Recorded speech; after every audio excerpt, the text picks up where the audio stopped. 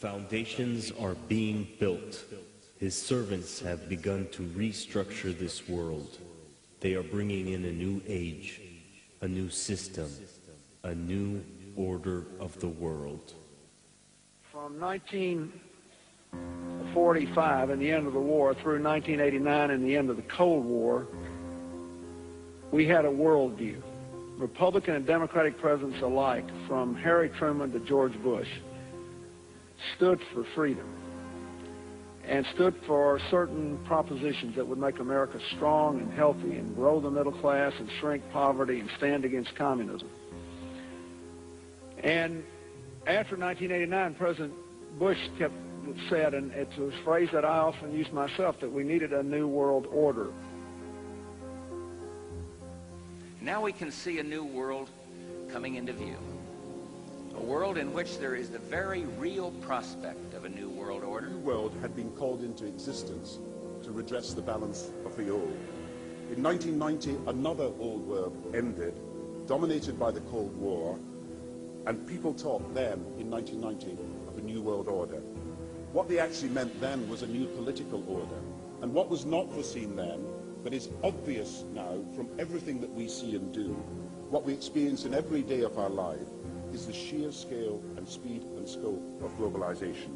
And it's only now that we can begin to understand that the world order that globalization brings and what it's going to look like, it's driven forward now not just by the balance of military strength, the Cold War times, or ordinary political power.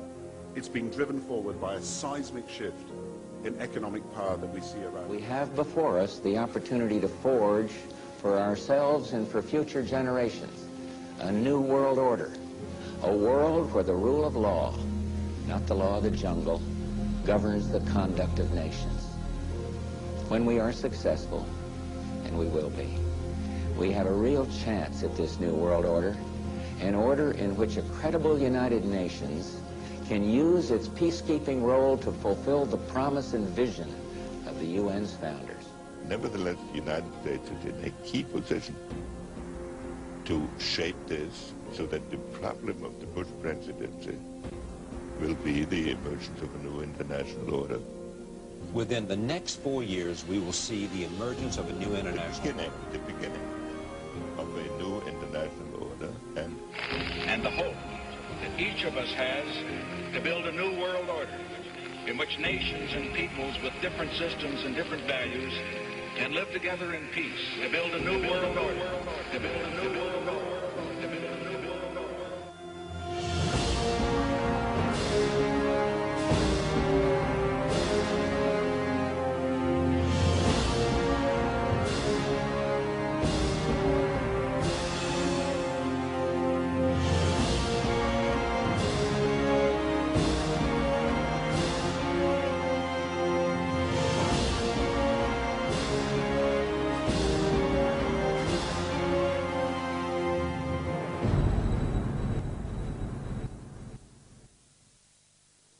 Modern Western civilization has an unwritten conception of the end of history, which is connected with the Holy Land.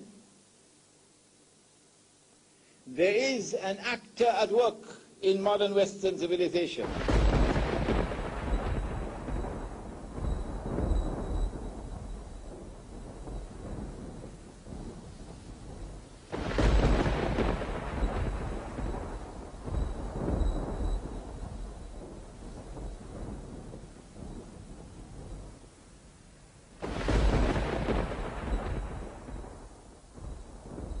And I stood upon the sand of the sea, and saw a beast rise up out of the sea, having 7 heads and 10 horns, and upon his horns 10 crowns, and upon his heads the name of blasphemy.